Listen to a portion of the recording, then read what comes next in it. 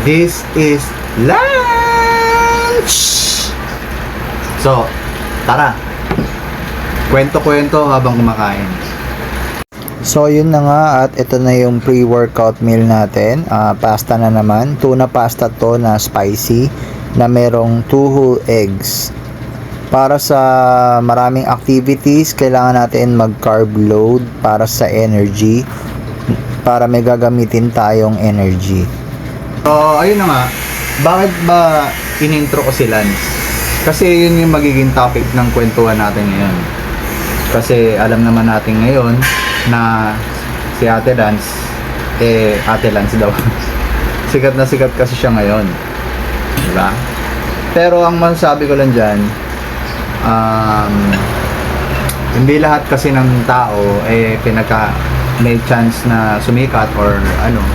So, para sa akin, God is in control. So, siya lahat ang gumagawa niyan. So, hindi ka pwedeng magsabi na sipagan ko tapos magiging sikat ako balang araw or whatever. Kung ayaw ni God, hindi ka magiging sikat. Meron akong madalas na sinasabi sa akin ng mga friends ko, relatives, na marami silang payo sa vlog ko. Dapat ganito, dapat ganun, dapat ganyan. So, yun na nga. So, mga payo sa akin. Actually, meron akong auntie sa Taiwan. At may anak siya, vlogger din. Vlogger sila parehas. And maganda yung vlog nila. Magaling sila mag-vlog. Kompleto sila sa gamit. Actually, siya yung naging mentor ko bago ako nag-start mag-vlog. So, pinapayuhan din niya ako, ganyan-ganyan. Ang sinasagot ko lang kasi sa kanila, we are not in control eh. Kumbaga, kung gustong ni God na sumikat ka, sisikat ka talaga kahit wala kang gawin. Kahit napangit ka pa, kahit hindi ka kompleto sa gamit. Pag sisikat ka, sisikat ka. Pag hindi ka sisikat, hindi ka sisikat. Yeah, pwede ka mag-try. Pero para sa akin, hindi ko na kailangan i-push pa yung sarili ko. Kasi ako, kaya lang naman ako nagbablog. Sana to earn. Pero kung hindi naman ako mag-earn, masaya rin ako na nakakapag-share ako ng motivation about workout, about healthy lifestyle. Alam mo yun? At kung tatanungin nyo ako, to be honest, ako na magsasabi, hindi ako magaling na vlogger. Hindi kompleto gamit ko. Actually, wala nga ako masyadong gamit. Pero ang pinaka-importante kasi sa ginagawa ko is, kahit na ganito yung situation ko, I show up. I tried. Alam mo yun? Kasi iba talaga yung nagtatry ka eh. Kasi maraming tao na pag walang ganito, walang ganyan, wala na. Diba? Hindi na nila itatry. Magkakaroon na sila ng maraming dahilan. Gagawin na nilang dahilan yung mga bagay na wala sila, mga bagay na alam mo na, hindi sila magaling, hindi sila maganda, hindi sila pogi, ano-anong dahilan na. Pero alam mo, tulad ng pinapayo ko lagi sa vlog ko, pag gusto mo, gusto mo. Pag wala kang pera, wala kang sapatos, wala ka lahat, whatever, ano man yung reason mo, ano man yung reason na nagbablock para ituloy mo yung isang bagay, hindi yan dapat maging reason para hindi mo ituloy kung ano man yung plano mo. Always be thankful, and thankful ka dapat lagi na binibigyan ka ng blessings si God kahit na gaano kahirap ang sitwasyon mo. Kasi kung iisipin mo, to be honest, wala tayong karapatang magreklamo. Kasi marami dyan na mas mahirap pa ang sitwasyon. Yung iba, walang kamay, walang paa, bulag, pipi, bingi. Alam mo yun? Pero mas pinipili nilang mabuhay. Pinipilit nilang mabuhay. Kaya kung iisipin mo, blessed ka pa rin sa mga pinagdadaanan mo kahit gaano pa kahirap ang buhay. Kasi ikaw, kumpleto ka, maganda yung pangangatawan mo. So, yun pa lang, dapat thankful ka na. So, kung ano man ang pinagdadaanan mo, it's part of trials and hindi ka dapat sumuko. Kaya sa lahat ng mga taong nakokontento sa binibigay sa kanila ni God, ako na nagsasabi sa inyo, God bless you all. At tama yung desisyon nyo na na maging proud pa rin kahit na ano man ang sitwasyon nyo, lumaban sa buhay. At sa mga tao namang hindi pa nare-realize yan at puro reklamo sa buhay, bakit ganito, bakit mo binigay sa akin to, bakit ganyan, etc. etc. Siguro panahon na para mag-isip ano man ang sitwasyon ng buhay ng tao, blessed pa rin kayo. Pinagkakaloob pa rin ni God na maging pantay-pantay lahat ng tao. At tulad ng lagi kong pinapayo sa mga friends ko, life is too short. Maiksi lang ang buhay natin. So, para sa akin, enjoy what life offers you. Kumbaga, always choose to be happy. Kailangan lagi kayong masaya. Kahit na ano man ang meron kayo. Wala kayong pagkain, konti lang, salo-salo, gawin yung masaya. Alam mo yon? Kasi hindi naman pera magpapasaya sa inyo eh. To be honest, ako dati malakas akong kumita. Breadwinner nga ako before eh. So, for 14 years, nasuportahan ko naman yung pamilya ko dahil broken family kami. Pero to be honest, kung tatanungin nyo ako kung yung buhay ko dati at buhay ko ngayon, mas masaya ako sa buhay ko ngayon. Kasi dati, sobrang mabisyo ako eh. Malakas ako uminom, naninigarilyo, puyat doon, puyat dito. Alam mo yun? Tapos, ngayon, wala pa akong oras sa pamilya ko noon. Puro pera lang. Magastusin, bayad, ganon. Pinabanding lang namin, kakain sa labas. Ganon lang. Pero lagi ako wala sa bahay noon. Pero ngayon, inaalagaan ko yung mom ko. So, isa yun sa pinakamasayang goal na nagagampanan ko sa buhay ko, na nasasabi kong meron ng silbi sa mundo. Kaya itong YouTube channel ko, pinagkakatiwala ko to kay God.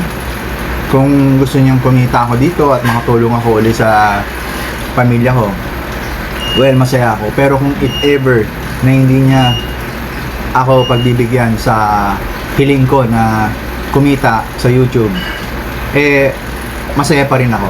Gagawin ko to ng masaya at gagawin ko to para makapag-share sa mga taong kulang sa motivation. Pwede nyo akong always kontakin, mag-comment kayo dyan kung gusto nyo kausap, gusto nyo motivation.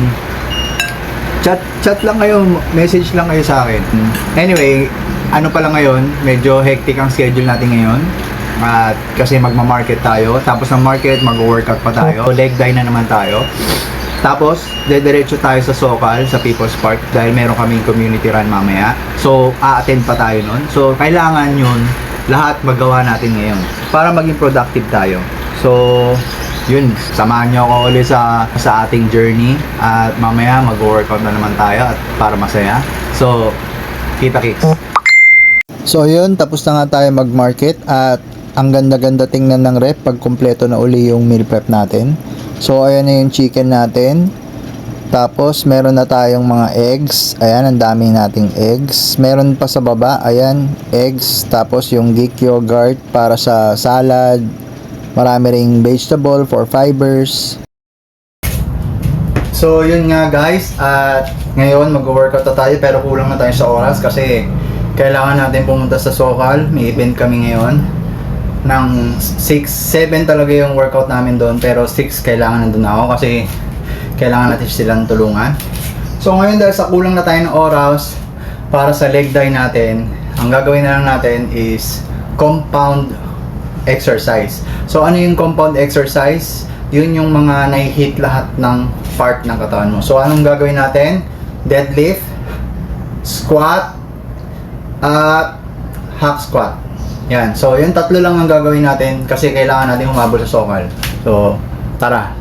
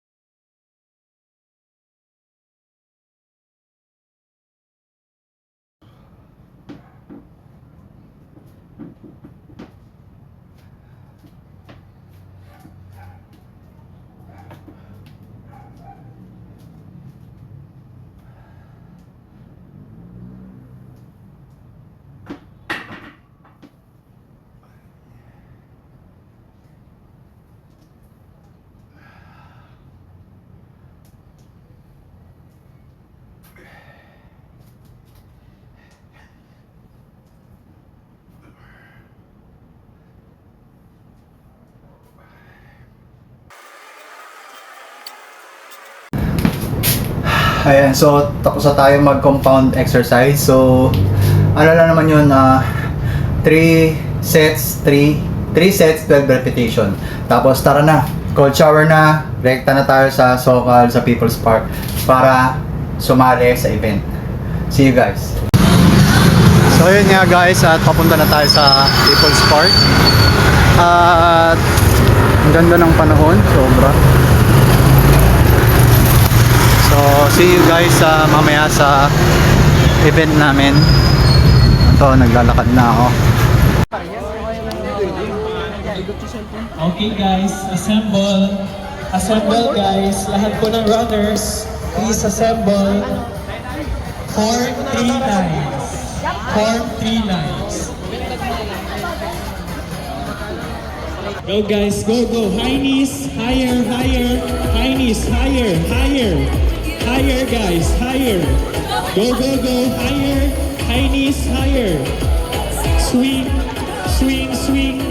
Swing side and front, front, side and front, front, side and front.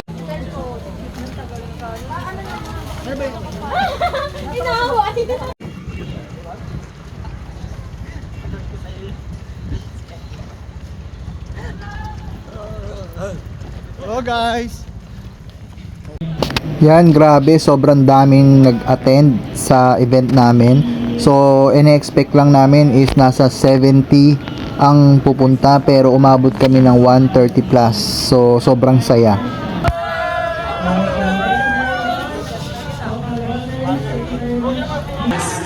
On my cue, in 3, 2, 1, go! Let's go! So, ayan na nga guys, yung group picture namin at sobrang daming tao talaga. At ayan, yung mga picture namin ng mga Sokal members at yung tumatakbo ko. At ayun, see you guys sa next vlog and thank you for watching.